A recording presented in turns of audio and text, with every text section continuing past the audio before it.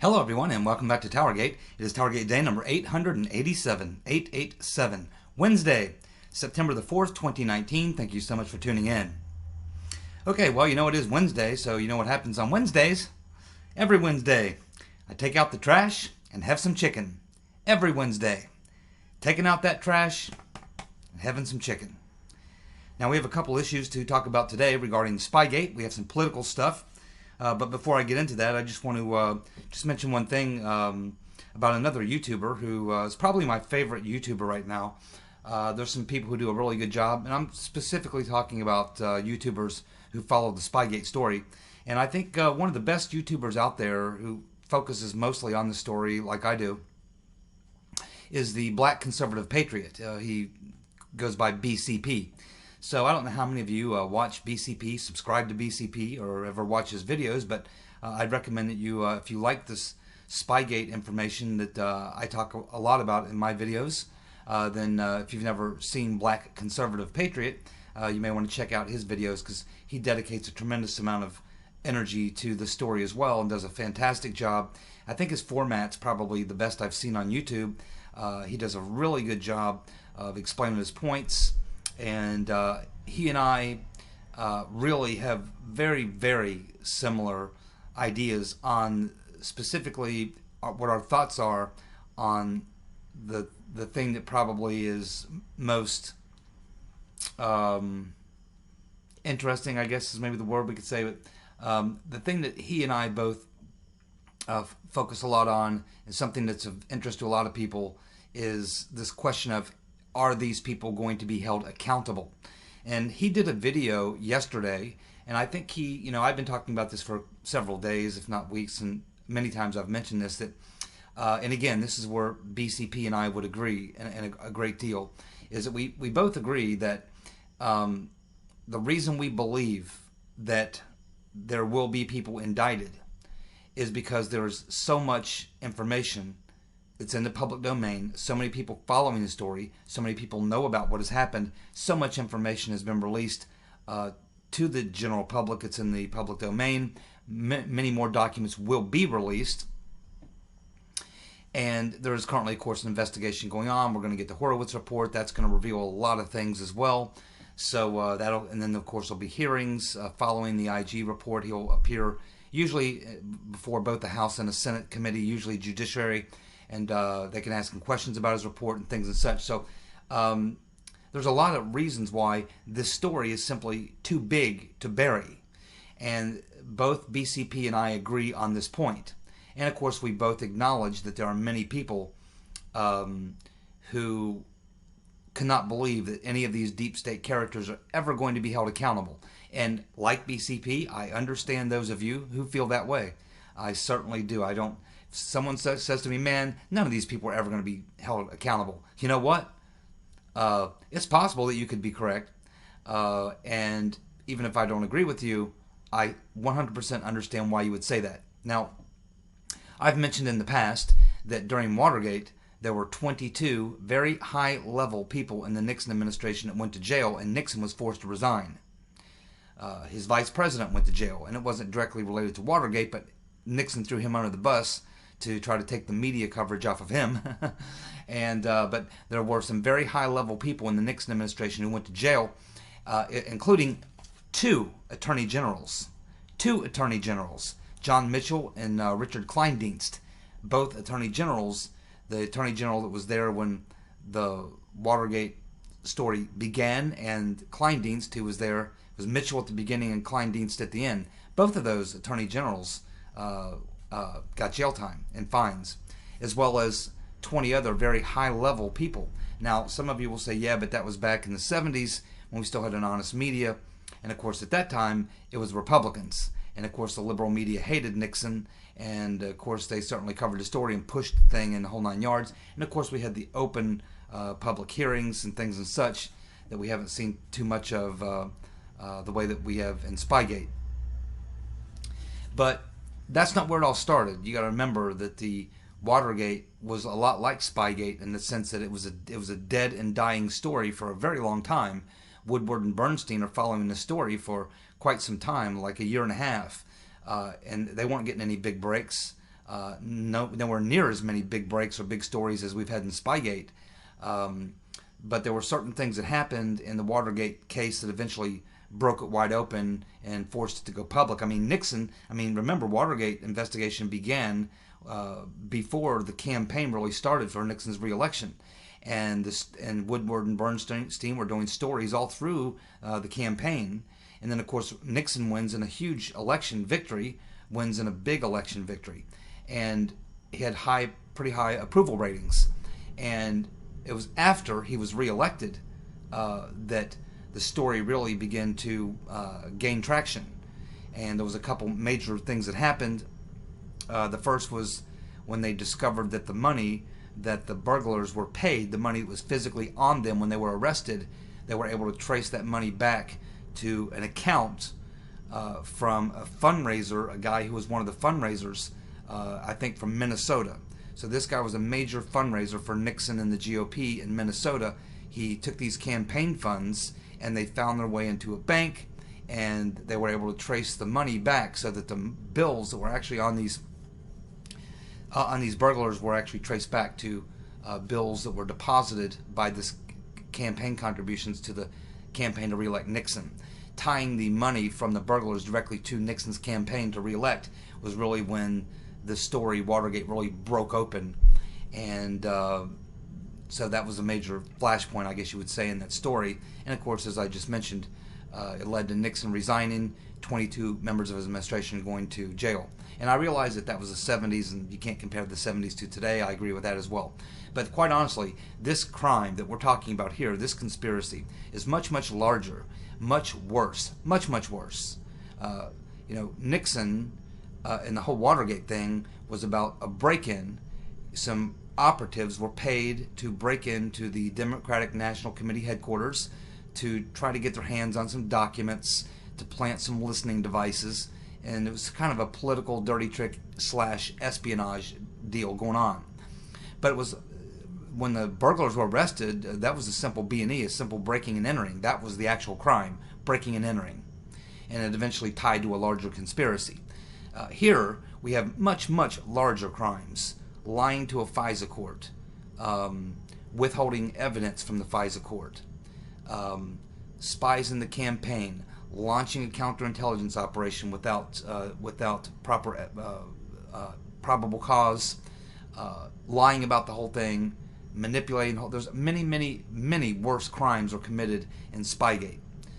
Not to mention, it's a much larger conspiracy to boot. So it reminds me a lot of Watergate in the sense that it's a story that took some time, took quite a bit of time for it to finally explode. But when it did, it really exploded, and things happened very quickly. And I think this is kind of the same thing.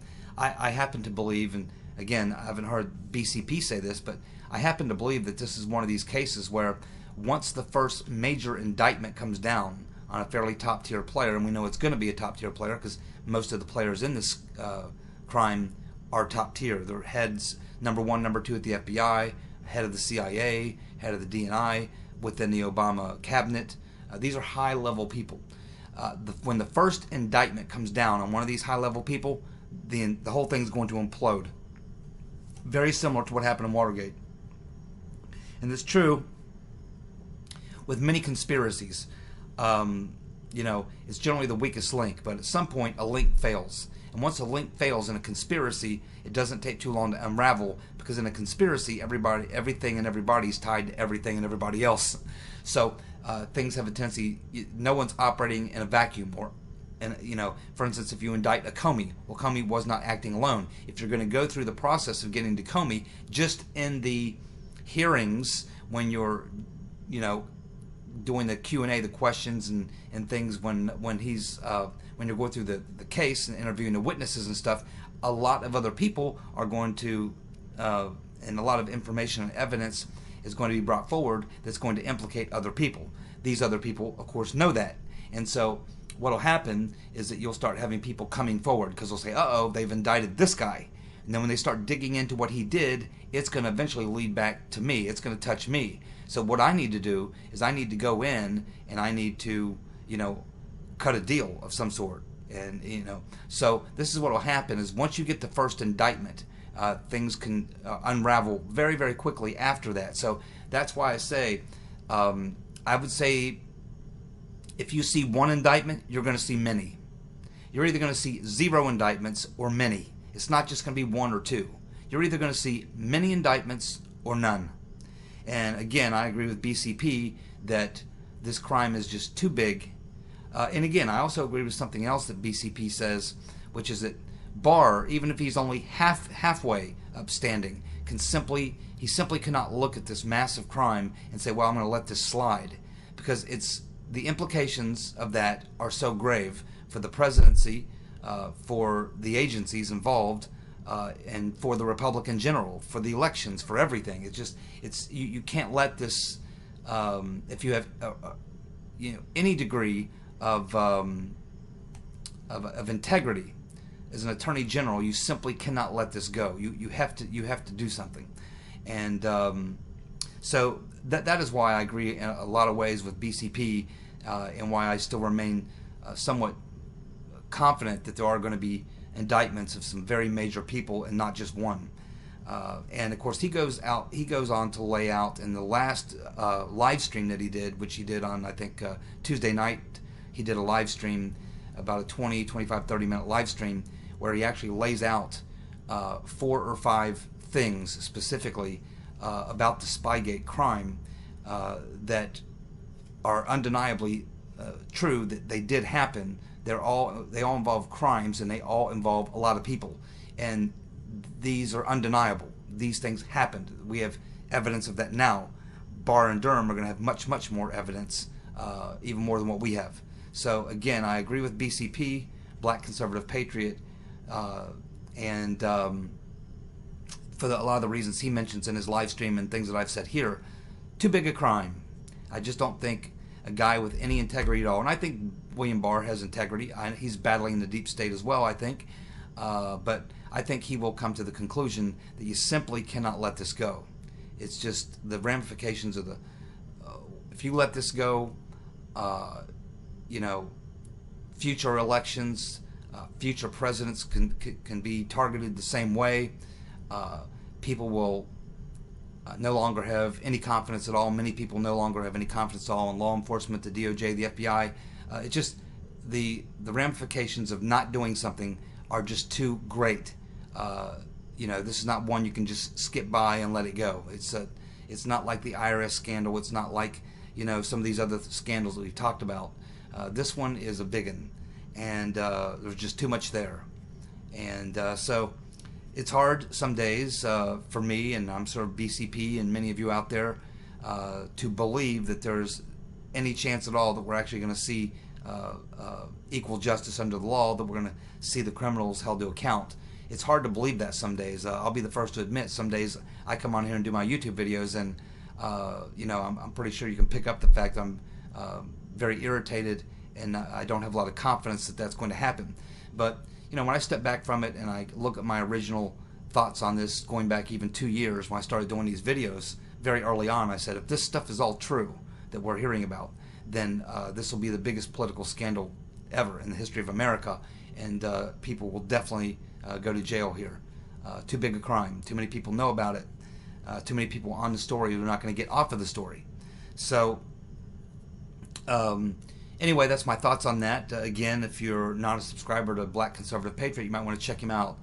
He does a great job, and he does a really good job. He follows the Spygate story just as closely as I do. We cover a lot of the very same material, but obviously we both have a little different way of going through it. But so you might want to check that out. And so just putting a note out there about that. And now let's go ahead and get to the rest of the news of the day.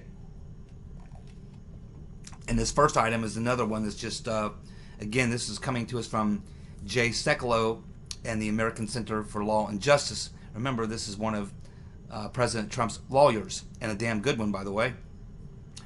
And he knows, along with Giuliani, they have a lot of information that's not been released to the public either.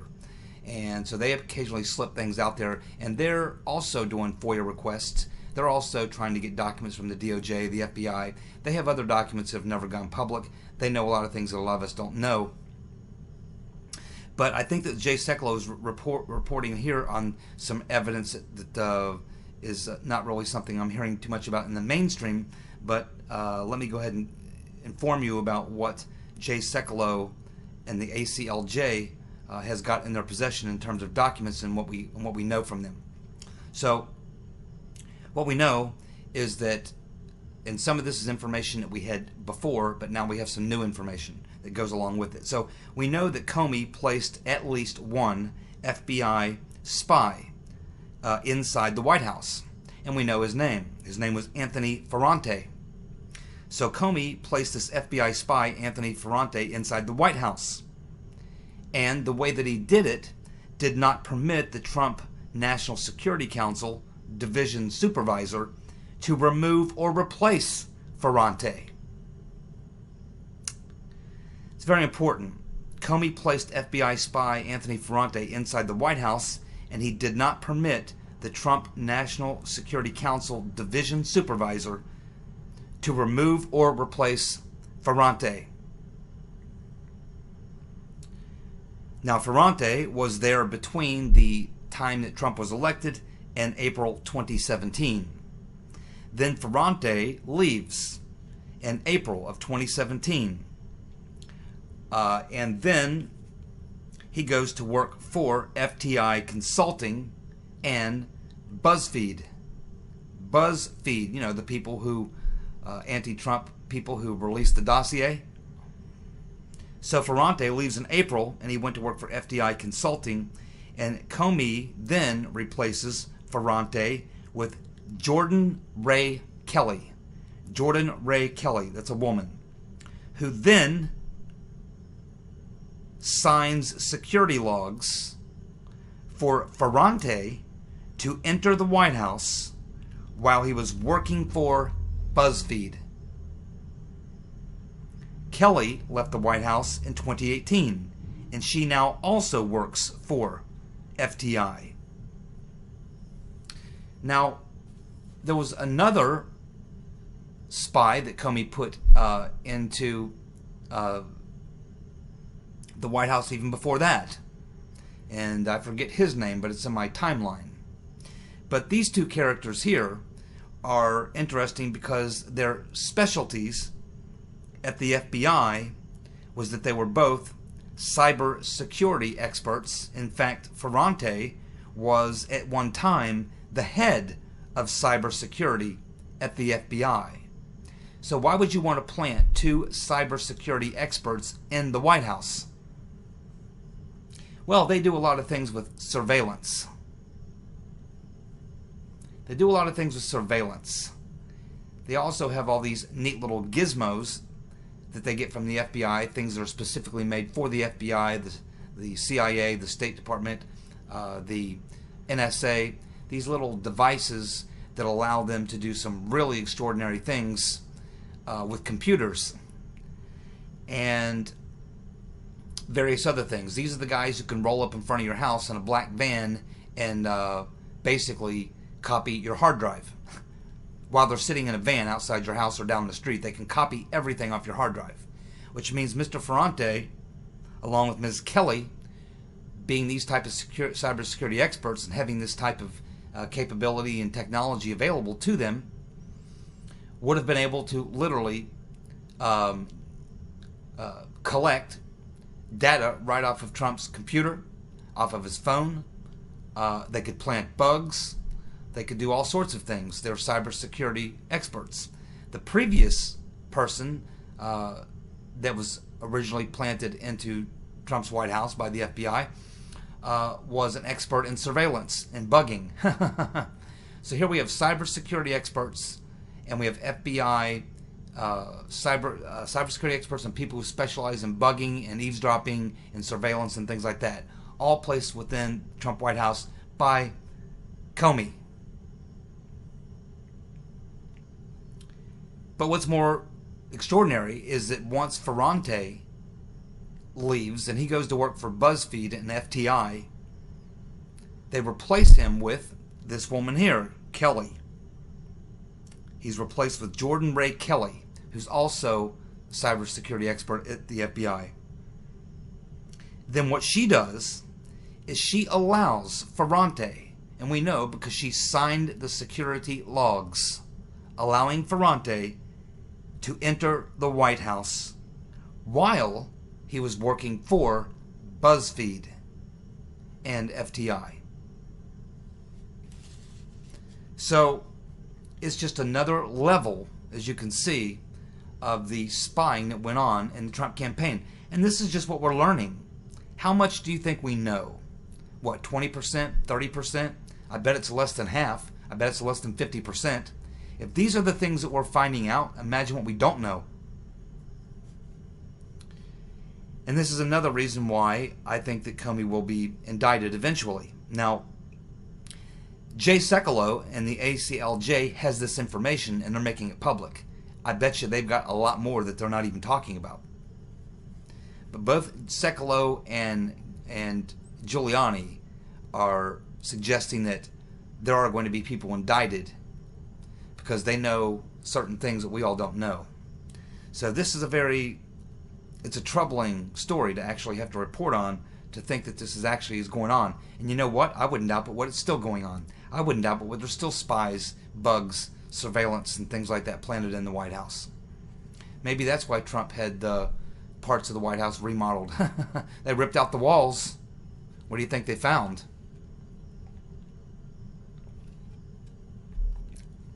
Unbelievable. More damning evidence. Lindsey Graham has sent his letter to AG Barr, what he talked about. That letter was sent on August 29th, and the letter from Lindsey Graham to Barr is asking Barr to declassify the FISA abuse documents, the FISA court documents, as well as other tranches of documents relevant to the Spygate scandal. And there's 8 other tranches besides all 4 of the Carter Page FISA warrants. He wants all 4 of the Carter Page FISA applications released. There are 8 other buckets of information or tranches of information that Lindsey Graham wants, and that would include the transcripts of the conversations with FBI or CIA, whoever they're working for, plants, who had conversations with Papadopoulos, for which there are transcripts. So Lindsey Graham wants the transcripts of those spies who were trying to set up Papadopoulos. He wants that released, as well as some various other things. So there have been many, many requests from many, many members of Congress now on both House and Senate side, making these requests, making criminal referrals, and all these things. Barr is certainly tallying all this stuff up. I'm certain that he's looking at it. And my guess is that as soon as the big Horowitz report comes out, my guess is that these documents will be released shortly after that. That's what Horowitz did before, released his stuff, his report, and then shortly thereafter he dropped all the or the DOJ rather. But I think that they wait till after the Horowitz report comes out, then they drop the documents. And then I think Lindsey Graham is talking about that's when he's going to have his hearings, is after they'll drop the IG report, then Horowitz will come and testify in front of Graham's committee, and then at that point Graham is going to hold these hearings. This is the way he lays it out to Hannity. So that's good news, and we'll get back to something else on that line here in just a moment. But the next thing we have here is we have some good news on the wall. Trump is going to be able to divert $3.6 billion from the Pentagon for more border wall funding. And I believe this will pay for another 60 some odd miles. They've already done 20 or 30 miles. They just released photos of that. So we're talking about many miles, over 100 miles now of new border wall, plus many, many other miles of border wall that have been repaired or modified or what have you. So there you go. Trump is going to take advantage of that $3.6 billion from the Pentagon for border wall funding, and of course that's he won that case in court, and so now he's making the move to get his hands on that money and get that wall built. More fallout from the crazy Joe Biden war story that was the fake war story. Now we have Biden saying that the details of the fake war story are irrelevant. in terms of decision making. I don't think people are going to buy that one, are you? I don't think so. Now, when you run for president, you can't go out and run for president when everybody knows one of two things. Either A, you are a bald-faced liar and you just make up shit completely out of thin air, or tie multiple stories together and you just make shit up. You just lie, and you do it a lot. Or you're failing mentally. Your mind's going. Neither of those two are things that people will accept when they're going to put someone in the White House. You've got to appear to be at least mentally competent. You can't be on your way to senility and hope to get elected president, nor can you get elected president if it's obvious, even to Republicans, Democrats, Independents, anyone who wants to watch or look or pay attention, that you just simply lie your ass off all the time and just make stuff up. Just simply not going to work. Biden, I don't believe, is going to make it.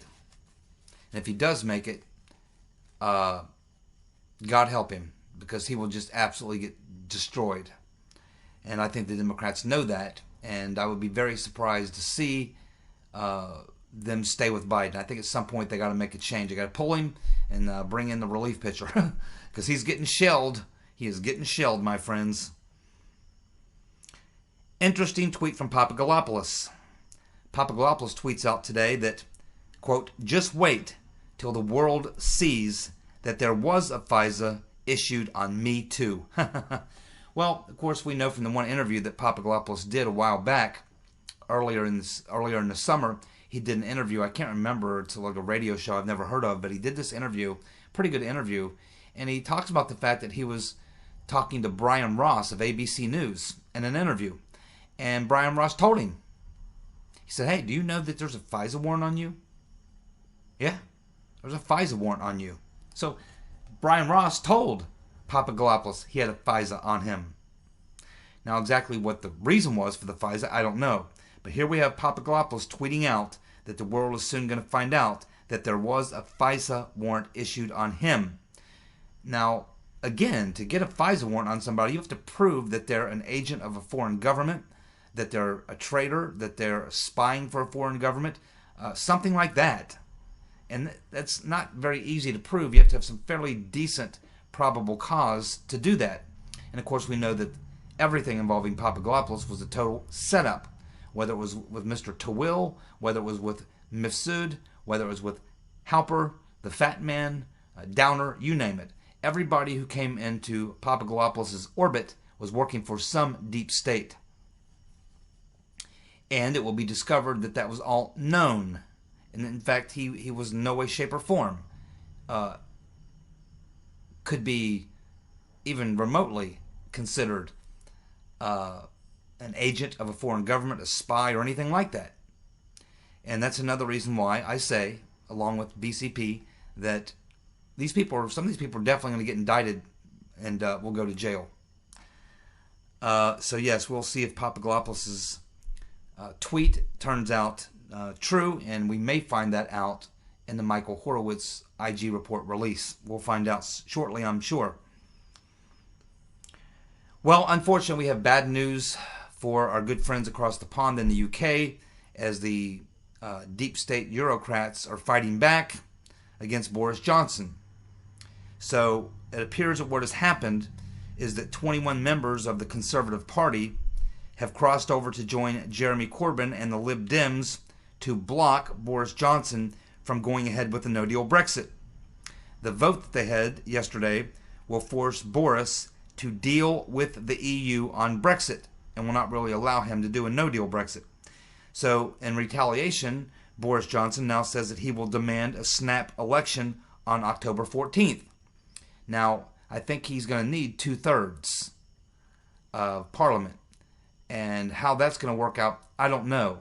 So here we find ourselves again, just when you think we've finally gotten to the last chapter, and we've finally beaten down the last defensive barrier of the deep state in the UK for the citizens of the UK to get what they voted for, they throw up another wall.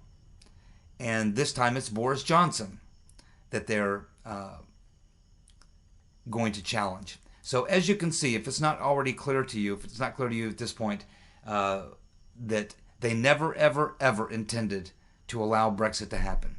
Soft Brexit, hard Brexit, any Brexit. They never allowed it to happen. So what they're going to do, and what they've always been planning on doing, is saying, okay, damn, people actually voted to leave the EU. Damn, that didn't work out the way we wanted to. Okay, well, we have to come up with a deal. And what we have to do is make sure the deal was so bad, that the deal is so bad, that even for Brexiteers, they'd be rather stay in the EU than take the deal. And that's exactly what they're trying to do here. Whether or not Jeremy Corbyn can hold this coalition together, whether or not the threat of elections is enough to change anything, whether the 2/3 vote is there, it's hard to say. But I think it's safe to say today, as we find ourselves about less than 2 months out from a hard Brexit, it looks as though the deep state in the UK has thrown up another major barrier, and it's going to be another death match for the next 60 days, trying to see how Boris Johnson and Nigel Farage maybe can work together to navigate their way through this mess. But it's awfully clear that the deep state in Europe is going to do everything they possibly can do to make sure that the UK never, never wins back their freedom. They're just not going to let it happen. It may take an actual revolt. I mean a big, fat, ugly, nasty revolt in the UK for those people to get what they voted for. And that's sad. But I think the deep state wouldn't mind that either. A new national poll has Pocahontas, Liawatha, Elizabeth Warren closing in on Crazy Joe. And I think that you're seeing polls now in Iowa and New Hampshire that are starting to turn against him as well. Again, I continue to say, I don't think Crazy Joe is going to make it. But I do have another question for Crazy Joe, since he's talking about getting rid of magazines that have more than one round in them. I'm just curious. Do you think that Crazy Uncle Joe Biden, who has the benefit of Secret Service protection for the rest of his life, along with his family, do you think that Crazy Joe Biden will ask his Secret Service to give up their guns and their 13-round clips? Will Biden ask his private security provided by the government, Secret Service, to give up their semi-autos and their 13-round clips? Don't hold your breath. Looks like Ted Cruz may accept that offer from Alyssa Milano for a Second Amendment debate. Looks like he is inviting her to his office in Washington, D.C. and says he'll live stream it. I sure hope so. I'll watch that live stream. Man, that'll get about 100 million views. Here's a good question for you, in case you haven't been following the news. Who was the guy who made the final decision on the classification of those Comey leaked memos? Who was the guy who made the final decision on the classification of Comey's leaked memos? Peter's been stroking us. Peter Strzok is the guy who made the decision on the classification of Comey's leaked memos. More evidence. And back to Lindsey Graham, of course, he was on Sean Hannity, and he suggested that, in fact, he told Sean Hannity pretty much, in no uncertain terms, that once he holds his hearings, which will be after the IG report comes out, and then Horowitz is going to appear in front of his committee, and then after they go through with Horowitz, then apparently he's going to hold these hearings. He says he is going to question Comey, McCabe, Clapper, Brennan, the whole 9 yards, including Obama. Lindsey Graham saying he's going to question Obama, find out what he knew and when he knew it. And he says that there's a day of reckoning coming for the FBI and the DOJ. And he says the question he most wants to know and get the answer to, who was briefing Obama on the counterintelligence operation? Very good question. I think I know. Anyway, thank you so much for tuning in. I'll be back tomorrow with more TowerGate. Thank you so much for tuning in. You guys have a good night. See ya. Bye.